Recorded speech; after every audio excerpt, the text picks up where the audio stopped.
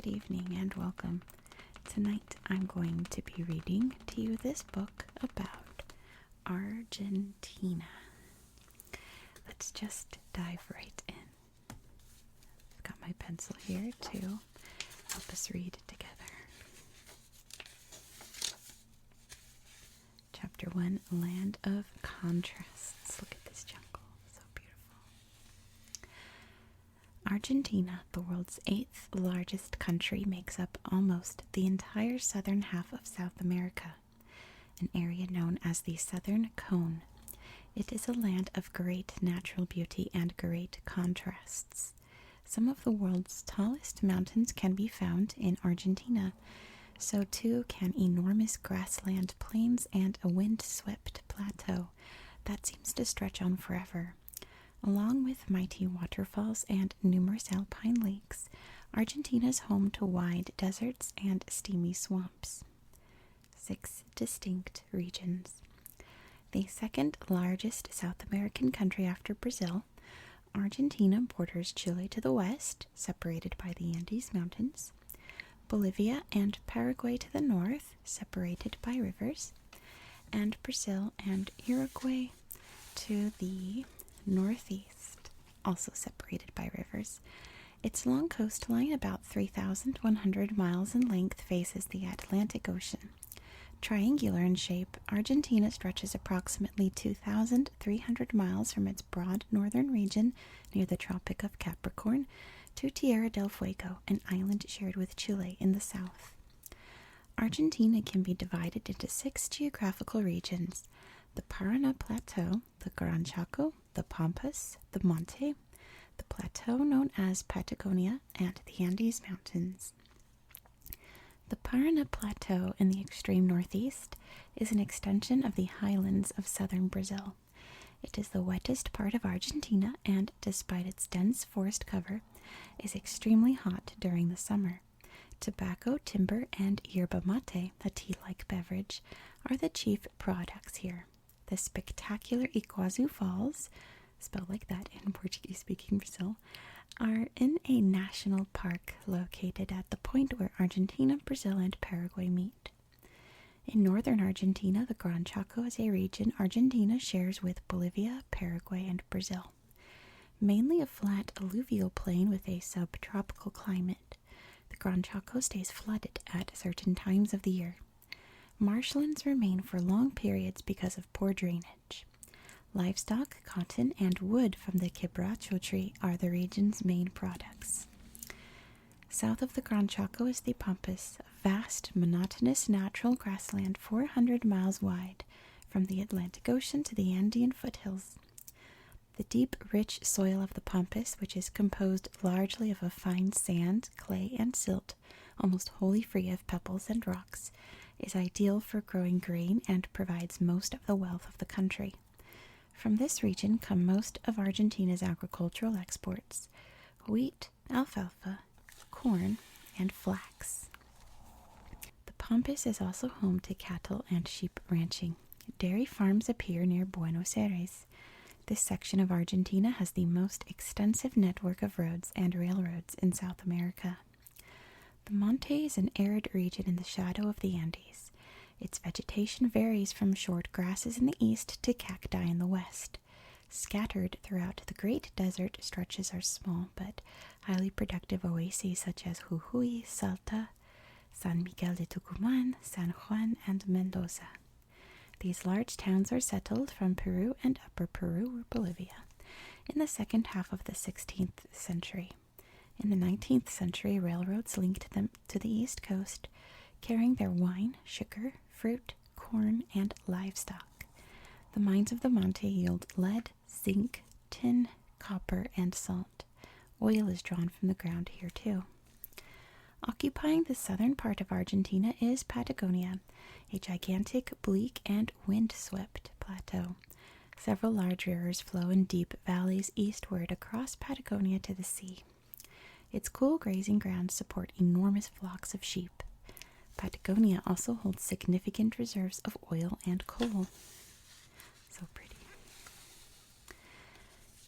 But the poor soils of Patagonia and its cool and dry climate do not favor agriculture without irrigation.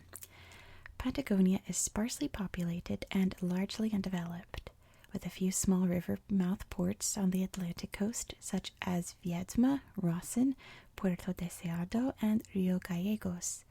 Ushuaia in the Tierra del Fuego region is the southernmost town in the world. Soaring mountains, deep rivers, and lakes. The western part of Argentina lies within the Andes, the great mountain system of the South American continent. For long stretches, the continental divide marks the Argentine-Chilean frontier. The mountains of the Patagonian Andes, which form a natural boundary between Argentina and Chile, are comparatively low, seldom exceeding about 12,000 feet in elevation. But from the northern end of this range to the Bolivian frontier, the main Andean Cordillera begins. The peaks here rise above 21,000 feet in some places. Aconcagua at 22,834 feet is the highest peak in the Western Hemisphere and the tallest mountain in the world outside Central Asia. Several parallel ranges and spurs of the Andes project deeply into northwestern Argentina. The chief rivers of Argentina are the Paraná, which runs through the north-central portion of the country, the Paraguay, the main tributary of the Paraná, and the Rio de la Plata, the great estuary at the confluence of the Paraná and Uruguay rivers. The Uruguay forms part of the boundary with Uruguay. The Paraná-Uruguay system is navigable by ship and boat for about 2,000 miles. A famed scenic attraction, Iguazu Falls, is located on a tributary of the Paraná. Other important rivers of Argentina are the Rio Colorado, the Rio Salado, and the Rio Negro. The water system of Argentina includes numerous lakes, particularly among the foothills of the Patagonian Andes. The best known are the alpine lake country around the resort town of San Carlos de Bariloche. From subtropical to cold. Argentina's climate varies from subtropical in the north to cold and windswept in the south. I really like that word, windswept. Temperature and dry areas are found throughout much of the country. The weather in the Andes region is extreme. Irregular rainfall, flash floods in summer, searing heat, snow at higher elevations, and the zonda, a hot, dry wind. Rains in the lowlands create swampy forests and upland savanna, but rainfall decreases from east to west. Shallow summer flooding is common in the east. Patagonia is mild year-round in the east and glacial in the south. Because Argentina is located in the southern hemisphere, its seasons are opposite those of the United States or anywhere in the northern hemisphere. In Buenos Aires, the average temperature range is 67 degrees Fahrenheit to 86 degrees Fahrenheit in January, and 46 degrees Fahrenheit to 60 degrees Fahrenheit in July. In Mendoza, in the foothills of the Andes to the west, the average temperature range is 60 degrees Fahrenheit to 90 degrees Fahrenheit in January, and 35 degrees Fahrenheit to 59 degrees Fahrenheit in July. Much higher temperatures prevail near the Tropic of Capricorn in the north, where extremes as high as 113 degrees Fahrenheit are sometimes reached. That's 45 degrees Celsius. The weather is generally cold in the higher Andes, Patagonia, and Tierra del Fuego. In the western section of Patagonia, winter temperatures average about 32 degrees Fahrenheit. That's a big old 0 degrees Celsius. Along the Atlantic coast, the warmth of the water makes the air warmer than inland. Precipitation in Argentina varies by region. More than 60 inches falls annually in the extreme north, but conditions gradually become semi-arid to the south and west. Near Buenos Aires, annual rainfall is about 37 inches. In the vicinity of Mendoza, average rainfall is about 7 inches. Plants and animals. The warm and moist northeastern area of Argentina supports tropical plants, including such trees as palm, rosewood, lignum vitae, jaracanda, and red quebracho. The deserts of northwestern Argentina feature cacti and other thorny plants. Grasses cover most of the pampas. Trees are not widespread there or in Patagonia except for drought-resistant types such as the eucalyptus, sycamore, and acacia.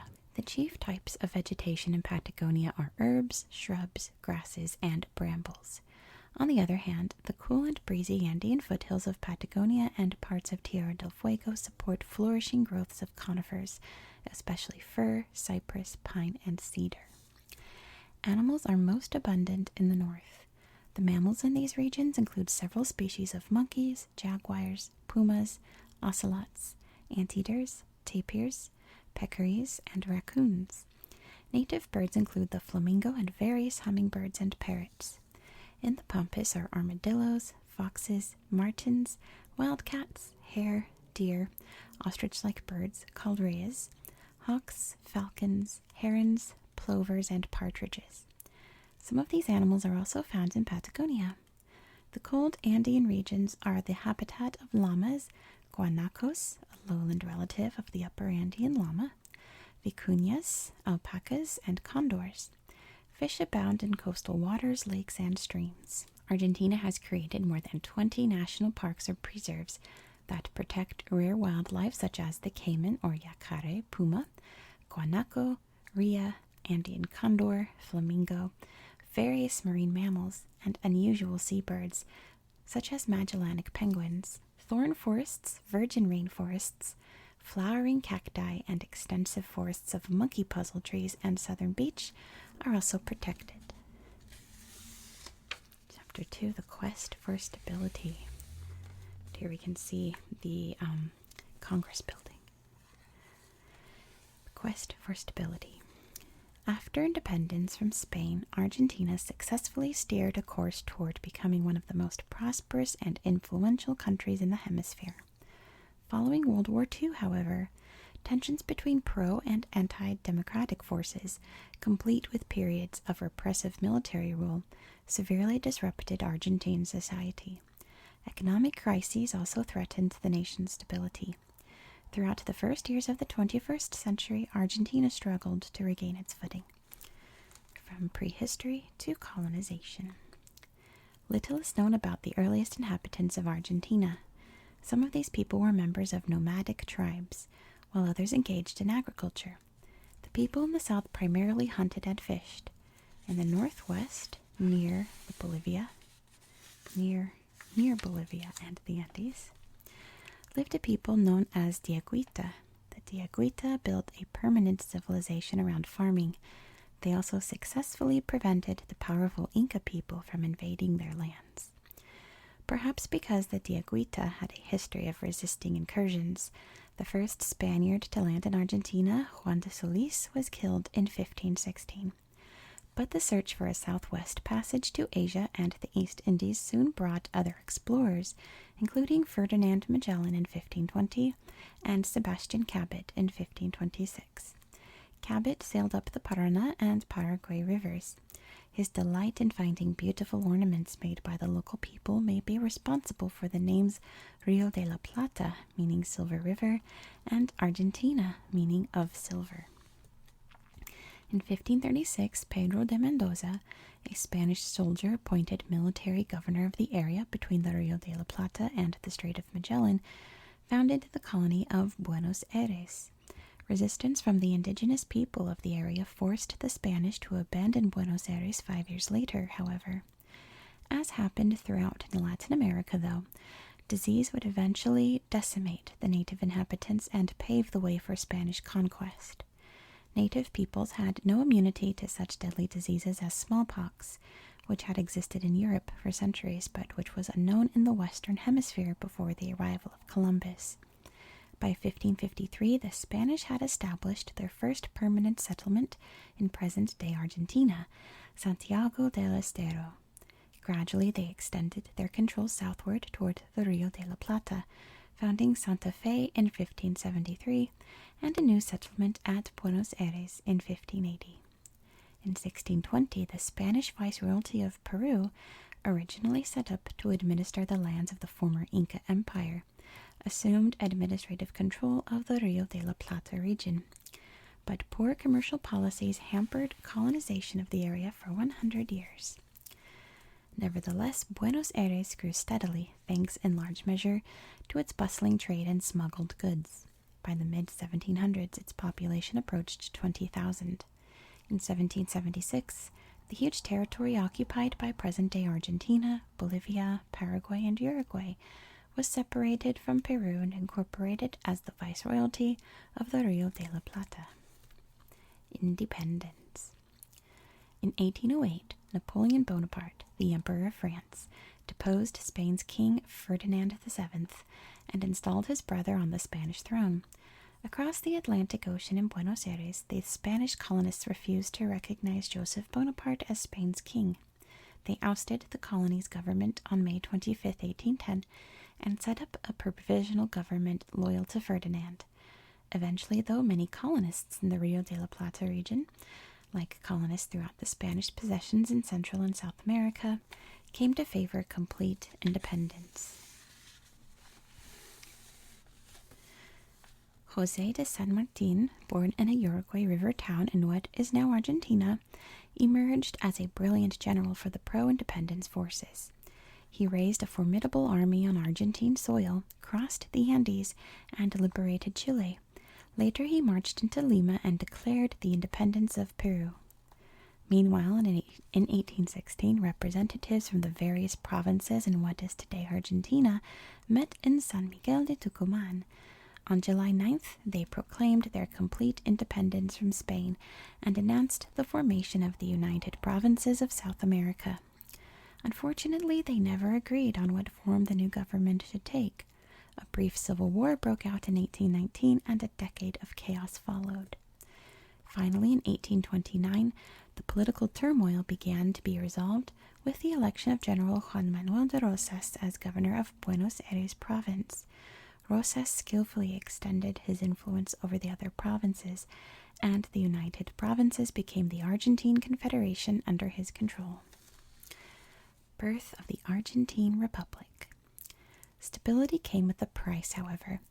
Rosas ruled with an iron hand, crushing all opposition to his authority. The dictator was finally ousted in 1852 by a revolutionary group led by General Justo José Urquiza, a former governor of Entre Rios province. In 1853, a federal constitution was adopted, and Urquiza became the first president of the Argentine Republic. The following year, however, Buenos Aires province proclaimed its independence. After a brief war in 1859, Buenos Aires was defeated and brought back into the Republic, but another revolt flared in 1861. This time, forces from Buenos Aires province, under the command of General Bartolomé Mitre, emerged victorious. In 1862, a national convention elected Mitre to the presidency and designated the city of Buenos Aires as the national capital. Buenos Aires province, the wealthiest and most populous in the nation, had risen to a position of dominance. Successes and setbacks.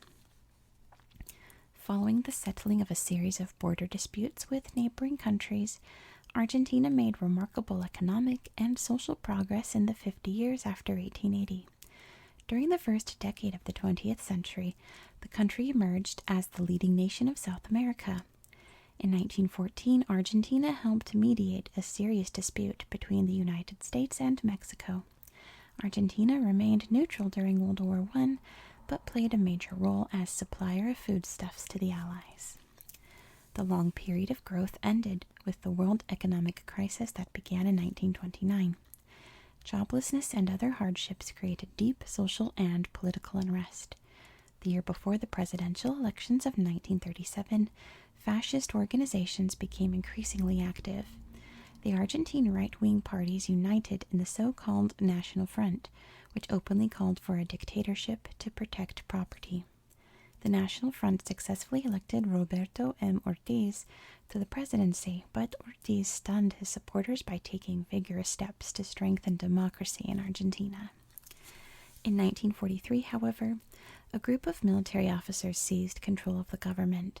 General Pedro Ramirez, one of the leaders of the group, assumed the presidency. He outlawed political parties, muzzled the press, and rolled back the democratic process made under Ortiz and his successor. Just a year later, another military junta ousted Ramirez. Its most powerful member was an army colonel named Juan Domingo Perón. The Perón years. Perón won the presidential elections held in 1946 and soon set about consolidating his power by intimidating and arresting opponents in the press, the legislature, and the judiciary. He was re-elected by a wide margin in 1951, though by then he had become a dictator in all but name. His Peronist party would dominate Argentine politics for many years. Perón's second wife, Eva Duarte de Perón, called Evita by the Argentine people, reinforced his political strength. She was especially popular with the working classes, from which her husband drew his most fervent support. Although she never held an official government post, Evita acted informally as Minister of Health and Labor, establishing a national charitable organization and awarding generous wage increases to labor unions. Workers responded by pledging political support for Perón. Eventually, though, the armed forces tired of Perón's strong-arm tactics and removed him in a coup. Perón went into exile in 1955, 3 years after Evita's death. Argentina entered a long period of military dictatorships with brief intervals of constitutional government. Perón returned to power in 1973. His third wife, Isabel Martínez de Perón, was elected vice president. After her husband's death in 1974, she became the Western Hemisphere's first female chief of state, assuming control of a nation teetering on the brink of economic and political collapse. In 1975, terrorist acts by left and right-wing groups killed some 700 people. The cost of living rose 355%. Strikes and demonstrations were constant. On March 24, 1976, a military junta led by Army Commander Lieutenant General Jorge Rafael Videla seized power and imposed martial law. Wars domestic and foreign. The military began the so-called Dirty War, which was waged not against a foreign country but against Argentina's own citizens. Its goal was to restore order and to eliminate opponents of the regime. According to the Argentine Commission for Human Rights, more than 10,000 political arrests were made during the Dirty War. In addition, the junta and its allies committed some 2,300 political murders and were responsible for the disappearances of 20,000 to 30,000 Argentine citizens, most of whom were probably also murdered. Although the junta's brutal tactics suppressed political opposition, the economy remained in chaos. In March 1981, Videla was deposed by Field Marshal Roberto Viola, who in turn was succeeded by Lieutenant General Leopoldo Galtieri. Galtieri, hoping perhaps to deflect attention from the country's domestic problems, ordered the invasion of the British-held Falkland Islands on April 2, 1982. Argentina had long claimed the sparsely populated Falklands, which Argentines call las Islas Malvinas. Galtieri's gamble proved disastrous. Great Britain sent troops to the Falklands and decisively defeated the Argentines. Galtieri resigned in disgrace 3 days after Argentina's surrender. Major General Reinaldo Bignone took over the presidency on June 14th. Demonstrations calling for greater democracy competed with marches to protest inflation, which was exceeding 900%. In the presidential election of October 1983, Raúl Alfonsín, leader of the Radical Civic Union, handed the Peronist Party its first defeat since strongman Juan Perón had founded the party more than 3 decades earlier. However, growing unemployment and quadruple-digit inflation led to a Peronist victory in the elections of May 1989. Alfonsín resigned a month later in the wake of riots over high food prices, in favor of the new Peronist president Carlos Menem. In 1991, Menem promoted economic reforms designed to reverse decades of state intervention and protectionism. Menem had the constitution changed in 1994 to allow him to serve for a second term. Throughout the 1990s, Argentina won international praise for continued reforms and for its conclusion of a new arrangement with the International Monetary Fund at the end of 1997.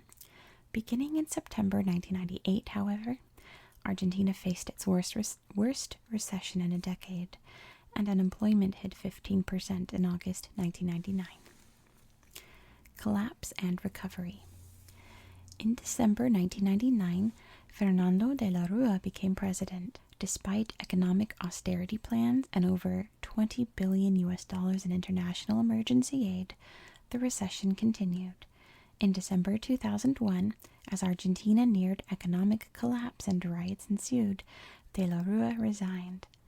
On January 1st, 2002, Eduardo Duhalde became Argentina's fifth president in 2 weeks. Argentina then defaulted on its $155 billion foreign debt. The government's devaluation of the Argentine peso upended the banking industry and wiped out middle-class savings. Nearly 300,000 people left the country. In 2003, Peronist Nestor Kirchner was elected president.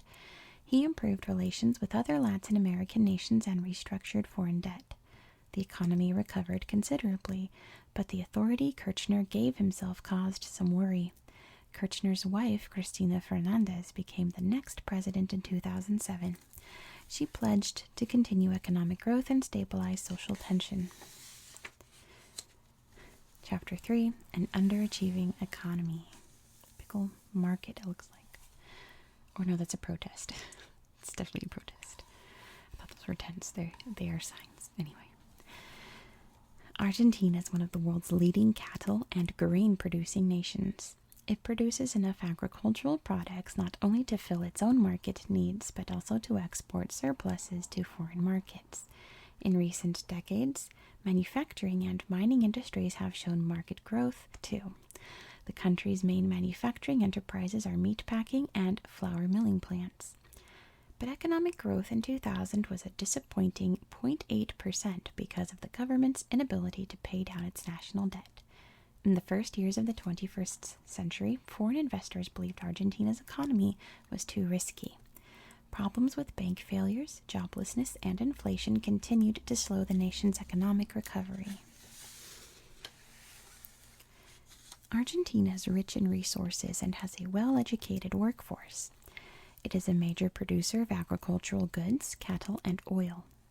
Argentina is one of the world's largest exporters of soybeans, wheat, and meat, even though agriculture accounts for only about 10% of its output.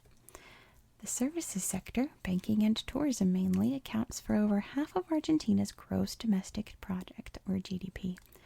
According to statistics compiled by the CIA, Argentina's GDP in 2007 stood at $523.7 billion, making it the world's 25th largest economy.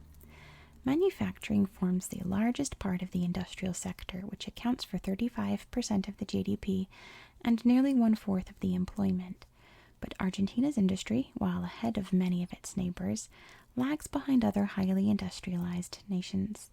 In fact, despite abundant natural resources and a very capable workforce, the Argentine economy has a long record of instability. Slow slide into crisis. Before World War II, Argentina's economy was among the world's strongest. From the 1940s until the early 1990s, however, the nation experienced slow growth and high inflation. The inflation rate peaked in 1989 at more than 3,000%. In 1990, following the near collapse of the country's financial system, the government enacted a program of economic austerity. It put into private hands numerous state-run companies such as railroads and utilities. Profits from the sale of the state-run companies were used to pay down the national debt. Hundreds of thousands of workers lost their jobs. In 1991, Argentina enacted radical reforms in its financial system, the most important of which was to peg the worth of the peso to the US dollar. At first, the economy rebounded, spurred by major investment from abroad.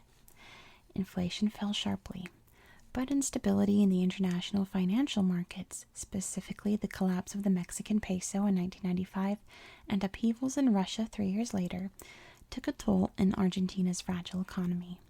Conditions worsened in 1999 as Argentina's GDP fell by 3%. The government's earlier decision to peg the peso to the US dollar came under fire. Critics claimed that it added to Argentina's economic problems by causing the peso to be overvalued. In January 2002, the government ended the practice of linking the value of the peso to the US dollar. By mid-January 2002, the Argentine peso was trading for 71 US cents.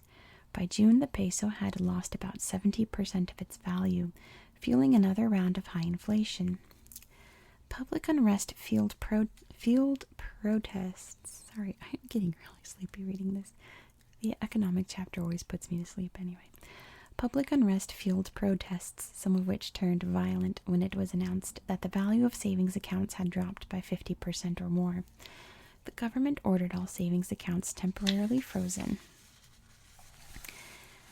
and many Argentines found themselves unable to buy basic necessities. When financial activity began again, federal and other major employers could only pay their workers in government bonds. Public anger and frustration led to constant nationwide protests. The crisis of 2002 abated slowly thanks to aggressive government programs and international debt restructuring. Argentina's economy grew at least 8% per year from 2003 onward, recovering enough to drastically reduce debt, curb inflation, and entice some who emigrated to return. However, many Argentinians suspect the government tampers with statistics to hide bad news. For example, inflation was officially estimated at 8.8% in 2007, but economists said the rate might have been twice as high. Economic strengths. Per capita income in Argentina has historically been among the highest in South America, and in contrast to many Latin American countries, the wealth is not concentrated in the hands of a very few. Argentina has a relatively large middle class. Still, because of the country's continuing economic problems, an estimated 23% of Argentina's citizens were living below the poverty line in 2007. Although Argentina's economy has traditionally been based on agriculture, the industrial and service sectors have grown in importance in recent years.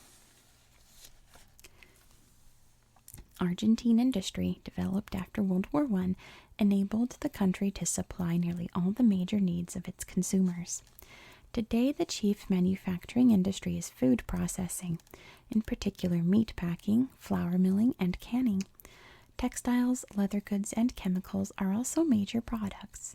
Argentina's main imports are metals, machinery, and other manufactured goods.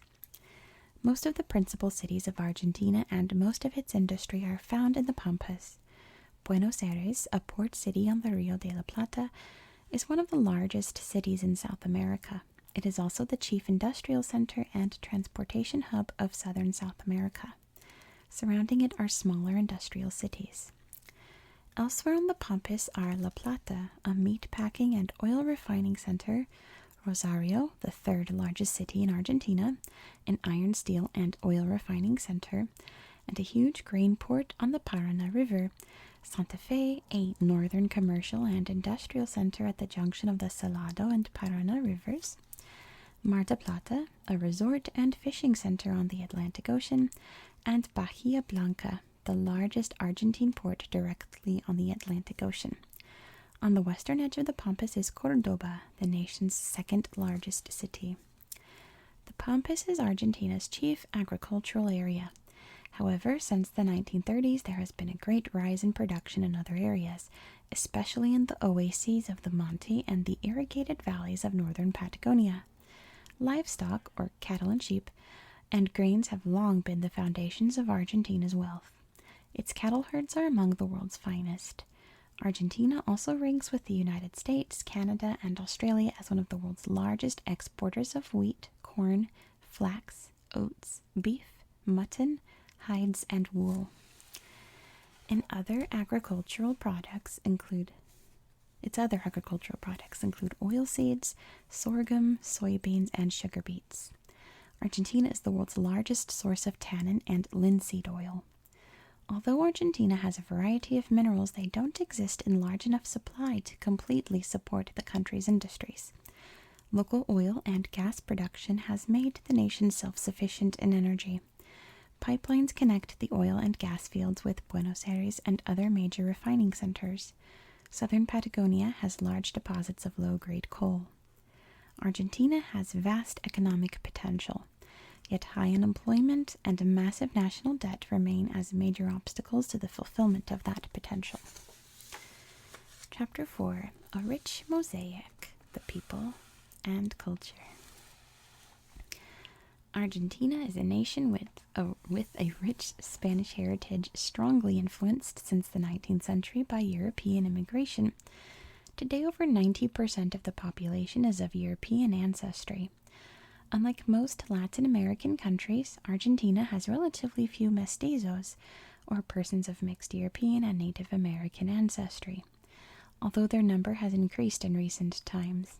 A lively interest is maintained in the nation's history, especially as symbolized by the gaucho, or cowboy, the solitary independent ranch hand on the pampas. In the arts, Argentines have frequently looked to France for their models in literature, music, and painting. Argentina gave the Western world its own highly stylized dance, the tango. A flood of immigrants. Between 1850 and 1940, some 6,606,700 Europeans settled in Argentina. Italian, Spanish, including Basque, French, German, British, Swiss, and Eastern European immigrants came to Argentina during the 1880s. Other large influxes of Europeans occurred in the 1930s and following World War II. The European immigrant groups each took different roles in Argentine society. Basque and Irish immigrants gravitated toward sheep raising, Germans and Italians established farms, and British invested in developing the country's banking and transportation systems. The Argentine cowboy, or gaucho, a nomadic herder of the pampas, is a legendary national symbol. Many gauchos were people of mixed Spanish and black descent who had crossed the border from Brazil to escape slavery. Gaucho life, vividly depicted in José Hernández's 1872 folk epic Martín Fierro, still holds a firm grip on the Argentine imagination, even though Argentina by the 1990s had a mainly urban population with more than 4/5 of its people living in cities and towns. More than a third of the total population lives in and around Buenos Aires. The mestizo portion of Argentina's population is small, except in the northwest. Unlike other Latin American countries, Argentina has seen little mixing between European and indigenous peoples. The native population and its culture steadily declined after the coming of the Europeans, and remained strong only in parts of the Gran Chaco and the Andean highlands. Today, mestizo and indigenous peoples make up less than 5% of Argentina's population. Churches and schools. 90% of Argentina's population is Roman Catholic. By law, the president and vice president must be Roman Catholic. But native beliefs and customs have created a special brand of Argentine Roman Catholicism. Spiritualism, or a belief that spirits of the dead communicate with the living, and honoring the dead are widespread customs.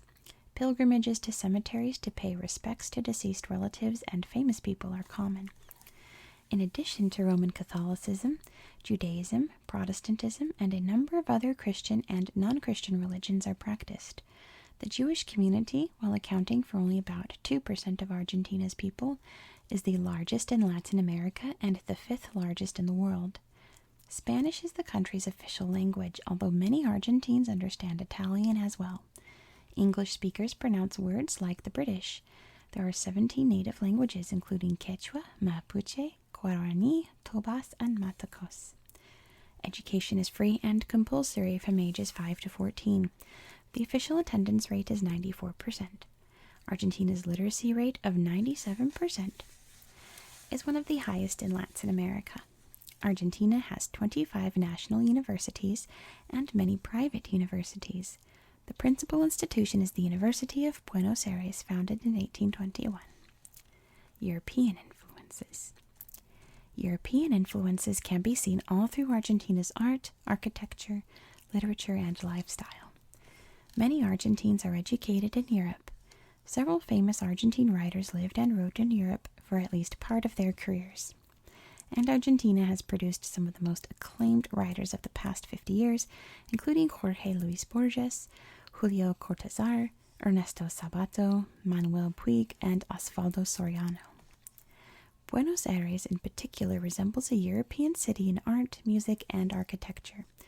The leading library of Argentina is the National Library, founded in 1810 in Buenos Aires, which has about 1.9 million volumes.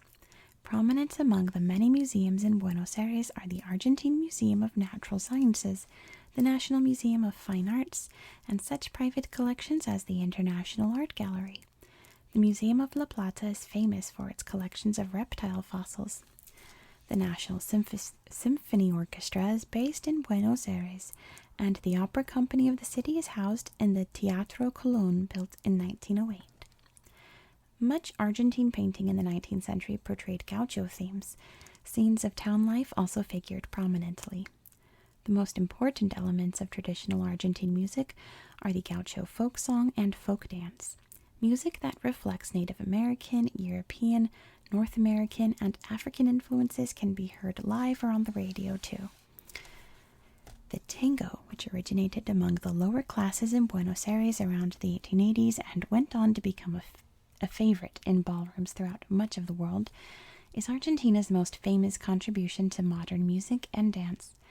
Astor Piazzolla, a highly productive 20th century tango composer, band leader, and performer, incorporated jazz and classical influences in his works. During the 1920s and 1930s, Argentine tango singer Carlos Gardel was idolized throughout Latin America. When it comes to dining, beef is found everywhere. Mixed grills, or parrilladas,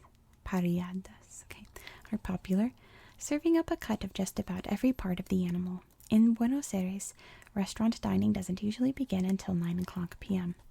Main courses usually consist of an asado, or barbecued beef dish, bife de chorizo, or sirloin steak, or empanadas, or meat pies, are favorites too. The national desserts are dulce de leche, a milk jelly, and alfajores, Argentine sweets made from dulce de leche. Coming out parties.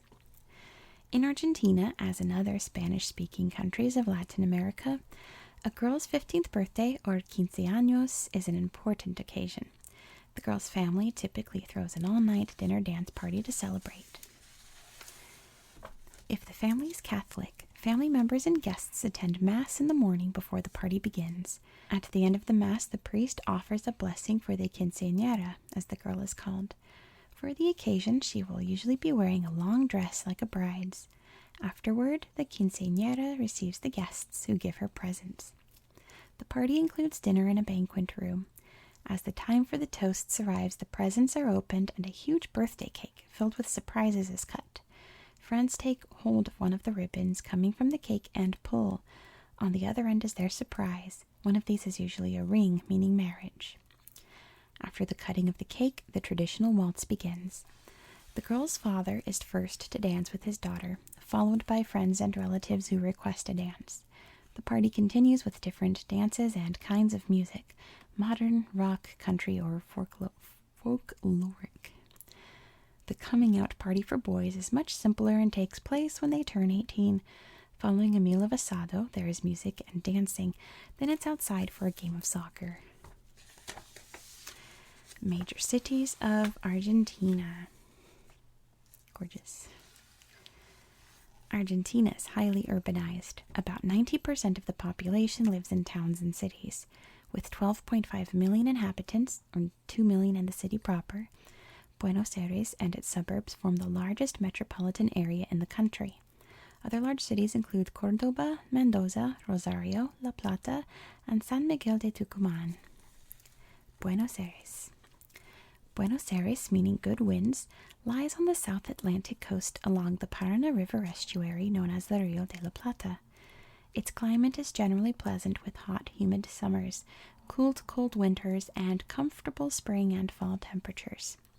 Spanish colonists established the permanent settlement of Buenos Aires in 1580. During the late 19th and early 20th centuries, the city received millions of European immigrants, primarily Italians and Spaniards.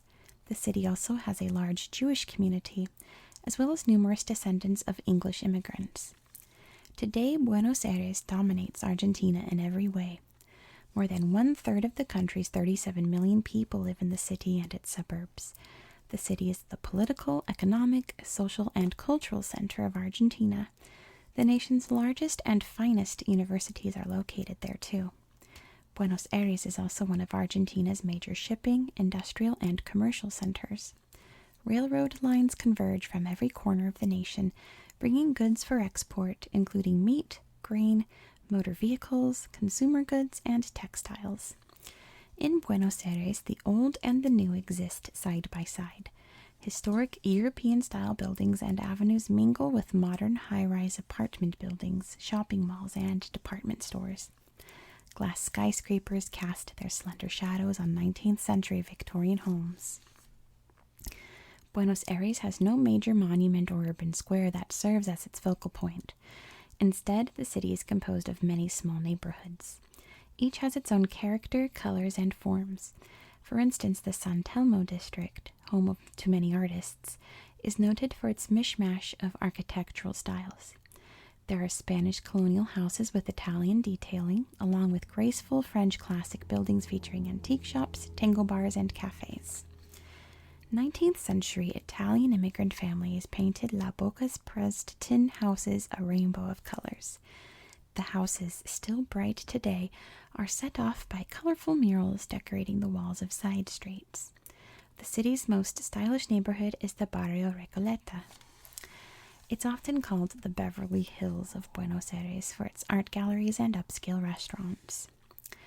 Buenos Aires boasts one of the world's finest opera houses. The Teatro Colón has hosted world-famous singers, dancers, and composers in its luxurious French Renaissance-style theater. The Museo de Bellas Artes is Argentina's finest art museum. I know it's arts anyway. Folk art and modern Argentine painting are on display along with Impressionist and Post-Impressionist paintings by Monet, Degas, and Chagall. Any visitor to Buenos Aires should include a stop at the Plaza de Mayo. It's where citizens gather to hear speeches by legendary populist leaders Juan and Evita Perón. Visitors to Argentina's capital city are pleasantly surprised by the European energy buzzing in the South American air. The multi-ethnic residents reflect English, Italian, Spanish, or German heritage as well as South American roots. And, like European cities, Buenos Aires is known for its late-night dining and clubs. Buenos Aires is never more alive than at night.